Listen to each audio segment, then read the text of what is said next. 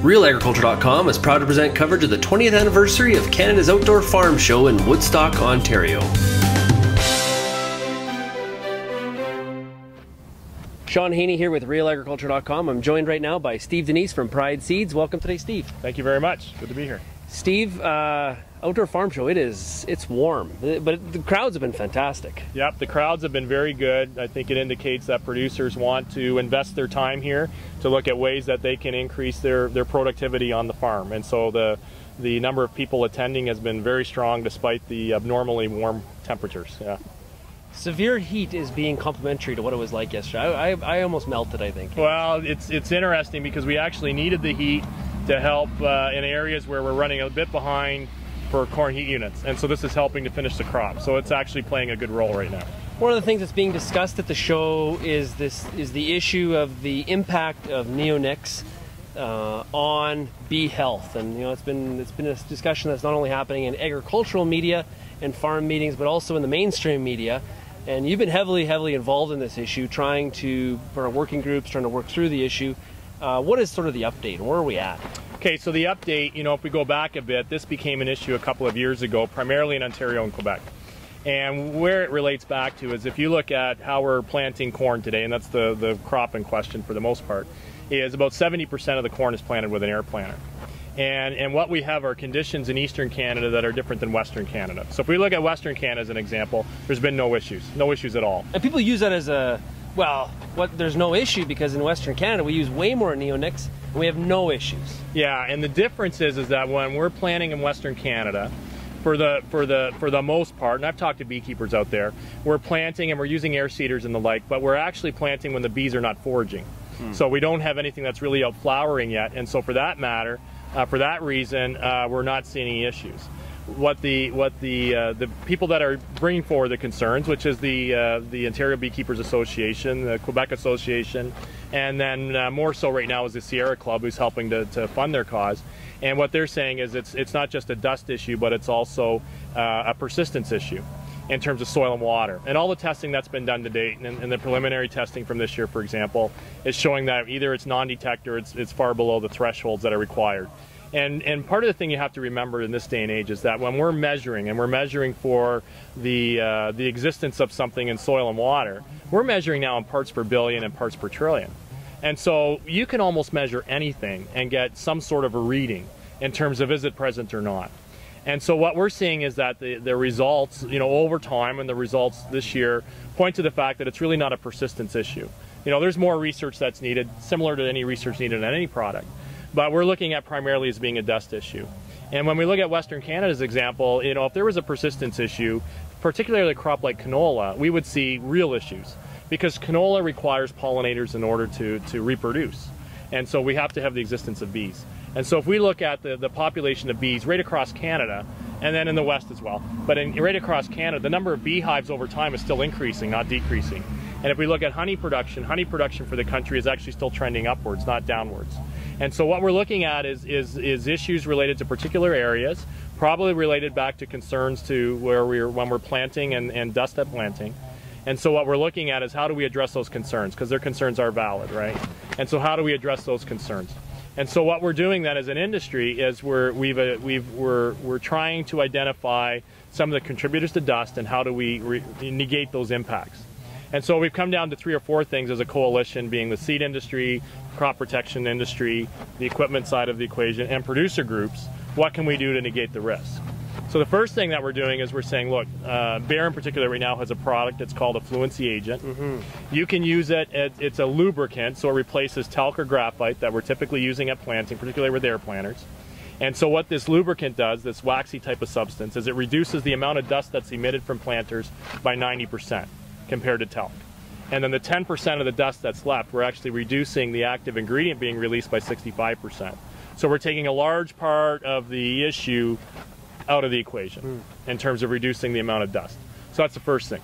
Second thing is that it's the implementation of best management practices. And so what we're talking about there, and the easiest best management practice to talk about is if we're planting on a windy day, we need to treat it, if we're planting and we're using an air planter, we need to treat it like it's we're spraying Roundup near sensitive vegetation. So if the wind is blowing towards where we know there's hives or where bees are foraging, then we should really wait till the wind calms down or come back a different day when the wind's blowing in a different direction. So that'll be part of what we talk about this winter with producers. And so that plays a pretty key role. So when farmers and the growers you've been talking to across Ontario and Quebec, when they hear about these best management practices, what's the reaction? The reason I ask that is because, you know, in some of the mainstream media I've heard, well, you know, farmers aren't taking care of the bees, they don't care, you know, that sort of fear-mongering. And Yeah. so what has been the reaction from farmers when we talk about some of these best management practices? So when we talk about the best management practice, I think growers, when we talk about replacing the lubricant they're using with this fluency agent, and we say it has no impact on plantability at all, the tests show that, then it's like, okay, that's an easy thing, I can do that. When we talk about best management practices, like, look, when you're planning to spray Roundup, this is what you're doing. Do the same thing now if you've got an air planter, if you know there's bees nearby. Most growers say that's easy, I can do that. So I think we're looking at pretty ready adoption. One of the things that, and the beekeepers, and their concerns again are valid, but one of the things they said was best management practices don't work. Well, the reality is a lot of the best management practices weren't drafted and released until it was too late till planting in 2013.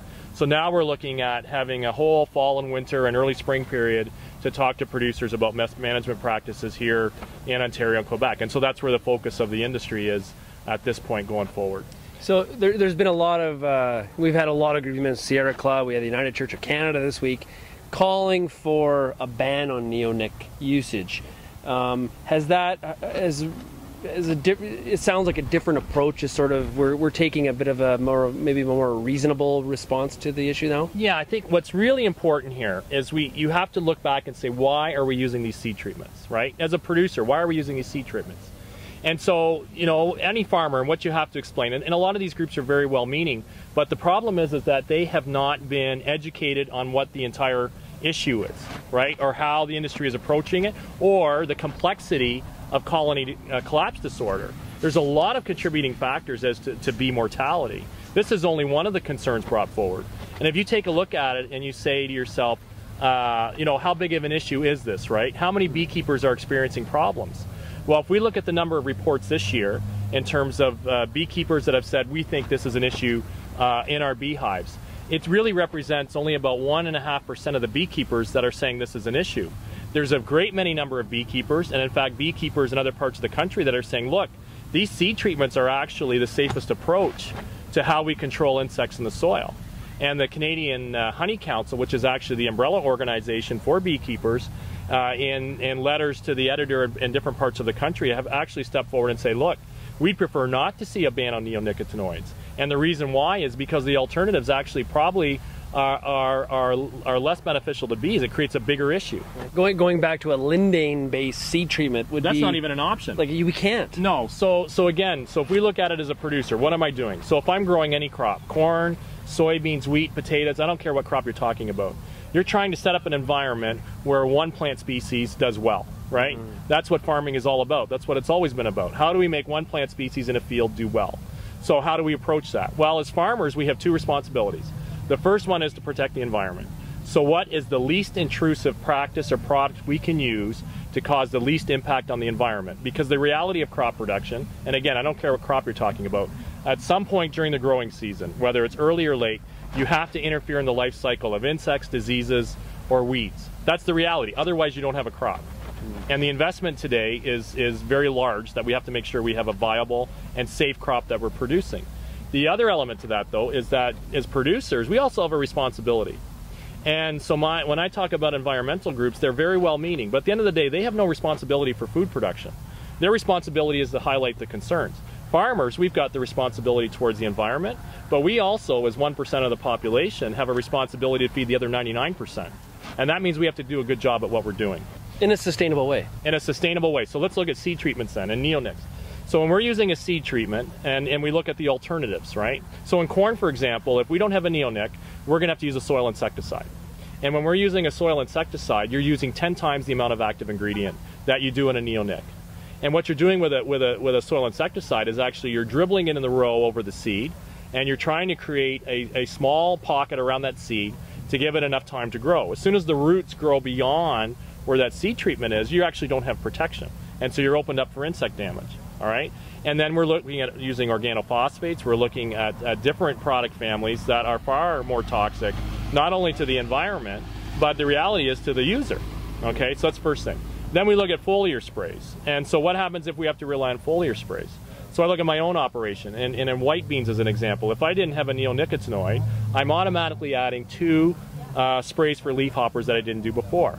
So I'm using 100 times the active ingredient in a foliar spray than what I did in a seed treatment. So that creates more of an impact in the environment. Plus, when I'm using a foliar spray, I'm also impacting beneficials and other things that are actually helping my crop. And so we have to look at the whole equation before we automatically say, let's have a ban, because we're taking away a tool that's not only more positive from an environmental perspective, but also from the economic end of things. And at the end of the day, we have to look at both sides of the equation as producers, and the government does, as we make decisions. Well, Steve, thanks a lot. It's a very controversial issue. Like it doesn't seem to be going away, but at the same time, the industry has really done a good job of trying to create a very objective or a reasonable solution to the issue, so that we're not banning is never the best option, or should not be the first option of anything. No, and as producers, we have to look at what again is the least intrusive impact on the environment. And that's where these seed treatments are. That's one of the reasons why producer organizations from across the country are saying, hey, these products for us at this point in time are very important, until we can come up with something different that has even a less of an impact. Thanks a lot, Steve. Thank you.